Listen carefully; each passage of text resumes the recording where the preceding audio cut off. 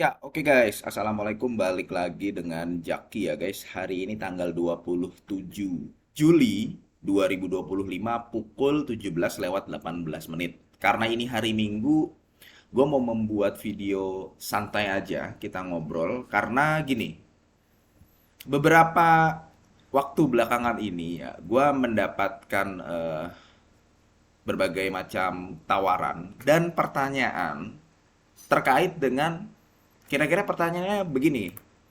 Bang, ya, Bang, gua ada dana pensiun. Ada yang dari orang tua gua, ya, gua ada dana pensiun orang tua. Sebaiknya beli saham apa ya? Gitu ya. Kira-kira begitu ya, saham apa ya? Atau sebaiknya dana ini diletakkan di mana? Nah, gini kira-kira pertanyaannya. Kemudian ada juga gue mendapatkan, Jak, ini ada dana pensiun. Coba dong dikelola. Nah, coba dikelola atau gini. Coba Jak, ada dana pensiun, beli saham apa ya? Beli saham apa ya yang menguntungkan? Beli saham apa ya yang menguntungkan atau dikelola deh. Nanti dapat untung dibagi. Gitu. Jadi kira-kira terkait dengan dana pensiun. Dana pensiun itu dana yang memang lu dapatkan ketika lu sudah bekerja lama, biasanya ya 40 tahun, 20 tahun, sampai di umur 50, akhirnya dana tersebut lu dapatkan. Ya dana dana setelah lu bekerja keras gitulah. Nah, kalau kita lihat guys, di pasar modal kita itu ada orang yang memiliki umur di atas 50 sampai 60 tahun ke atas, itu total asetnya ada sekitar 1.100 triliunan. Nah, ini lu ngeliatnya gini guys ya. Karena kalau ini kan reksadana, kalau ini saham nih. Nih, lu lihatnya ini. Nah, sekarang begini.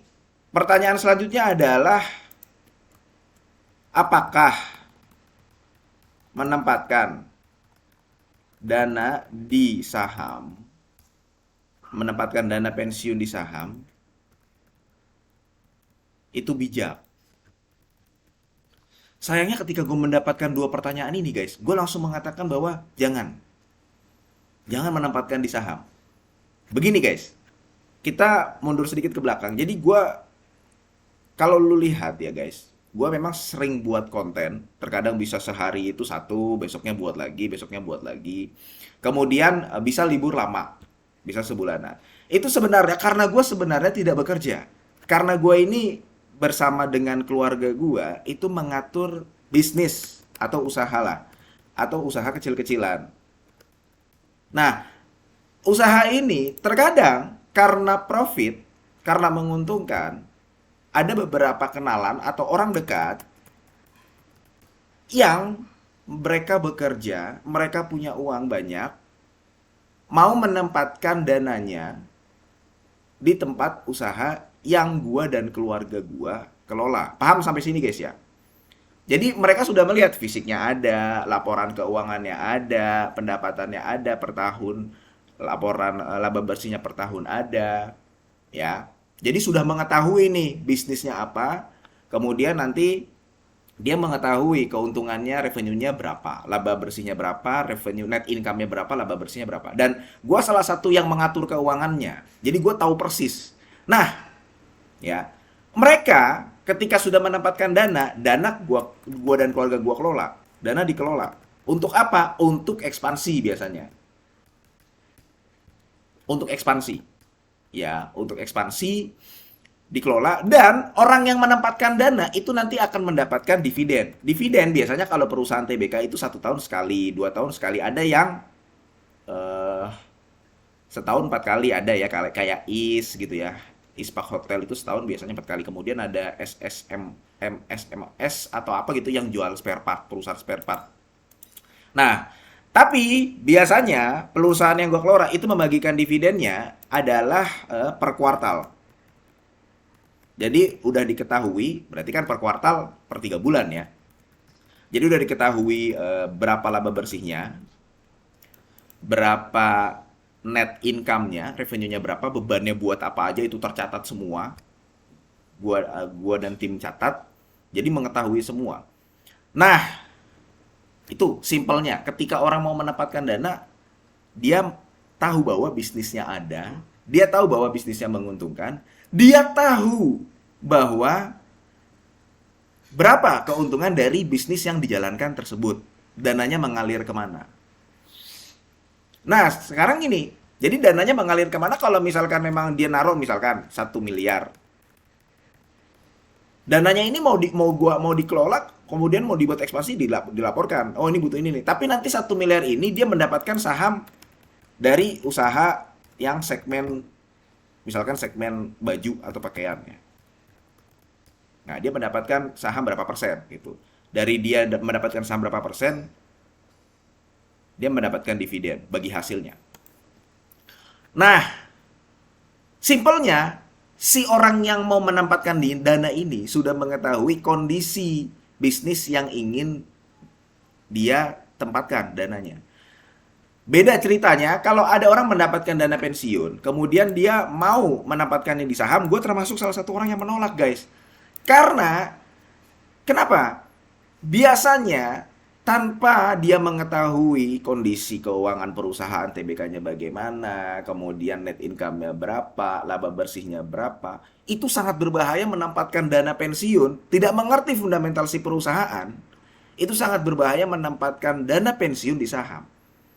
Lah terus solusi dari lu apa aja? Ya kalau misalkan memang nggak ada waktu atau belum ada waktu buat belajar, setidaknya lu harus mempelajari dulu ketika lu mau masuk ke saham. Ini perusahaan apa? Dia kayak misalkan gini.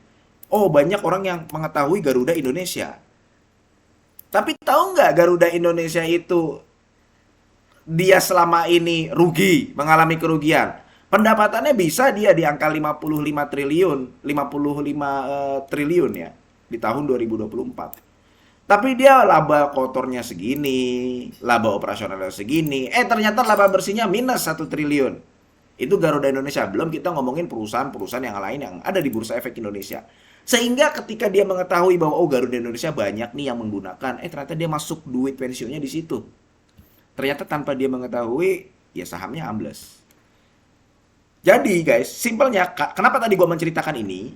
Karena ketika orang mau menempatkan duitnya di instrumen investasi, dia mengetahui kondisinya. Balik lagi, solusinya kalau lu bagaimana, Jak? Ya mendingan sekalian aja ditempatkan di deposito.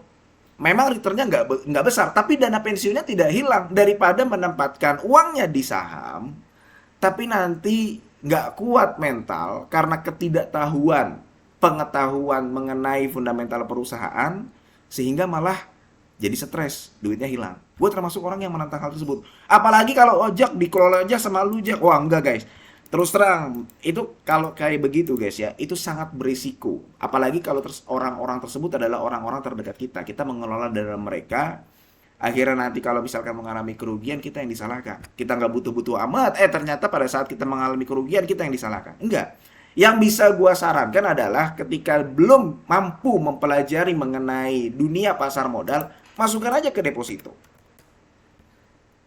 Kayak begitu, guys. Ya itu deposito lu dapat returnnya nggak seberapa, tapi duit lu nggak hilang.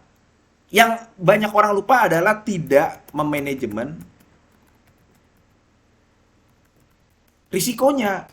Jadi yang ada di bayangan, karena biasanya orang yang sudah pensiun yang ada di bayangan itu adalah ini returnnya berapa, tapi tidak atau belum mengetahui risikonya itu sebesar apa. Padahal risiko yang paling utama kalau lu mau berinvestasi, oh ternyata risikonya 10% nih. Tapi potensi gainnya bisa 50%, gue masuklah. Ternyata banyak orang nih yang sudah membicarakan bisnisnya, kayak bisnis es krim. Banyak orang yang membicarakan. Risikonya nggak diperhitungkan.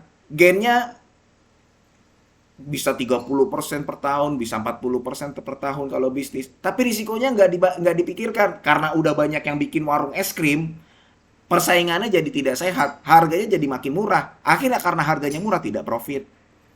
Kayak begitu, guys. Jadi Di pasar modal, sekali lagi guys ya, banyak orang-orang yang usia tua memiliki dana pensiun, tapi biasanya mereka sudah mempelajari kondisi fundamental dari masing-masing perusahaan. Ya, ada memang yang trading-trading aja, tapi paling tidak dia sudah mengerti bagaimana trading itu, masuk kapan, keluar harus kapan. Nah, kalau tidak punya dasar sama sekali, apalagi tidak memiliki dasar mengenai fundamental si perusahaan, itu sangat berisiko.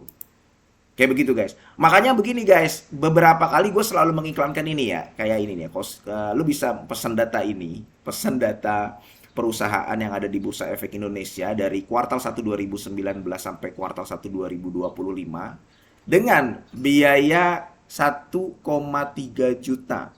Itu 26 kuartal. Kalau misalkan lu penonton setia belanja saham, dari sini nih, @LK perusahaan memberikan diskon 400.000.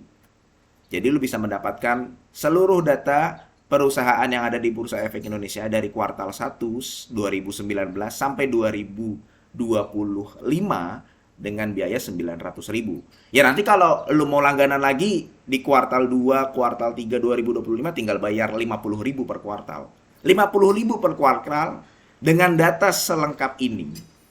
Seluruh perusahaan yang ada di Bursa Efek Indonesia menurut gua adalah harga yang sangat murah.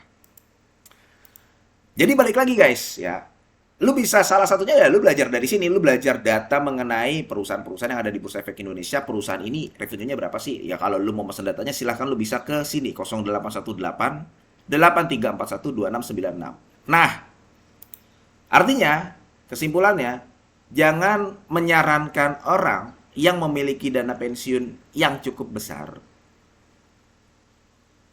masuk dan membeli saham secara serampangan. Ajak untuk belajar dahulu. Kalau lu mau masuk, nih, lu harus mempelajari ini. Gue lebih semangat ketika ada orang yang mau masuk, mau belajar, kemudian gue harus ngajarin, tapi dia tertarik, oh Jack, ini gimana sih cara melihat si perusahaan ini, bagaimana cara melihat, kenapa sih kita harus beli saham ini, terus lu waktunya jual kapan, Jack? Kayak begitu. Jadi, kalau ada keinginan orang tersebut untuk belajar, gue semangat untuk ngajarin. Tapi kalau tidak ada keinginan untuk belajar dan yang dipikirkan adalah dengan duit segini gue bisa return berapa, apa saham yang harus gue beli. Nah itu gue, wah itu berbahaya. Mendingan lu gak usah belajar dari gue dah. Lu jangan mencari gue sebagai orang yang dijadikan acuan di pasar modal. Kayak begitu guys. Itu berisiko. Oke, mudah-mudahan video ini bermanfaat dan semoga lu sehat selalu sehingga kita bisa bertemu kembali di video-video selanjutnya. Ini bukan ajakan jual beli. Gua akhiri, wassalamualaikum warahmatullahi wabarakatuh.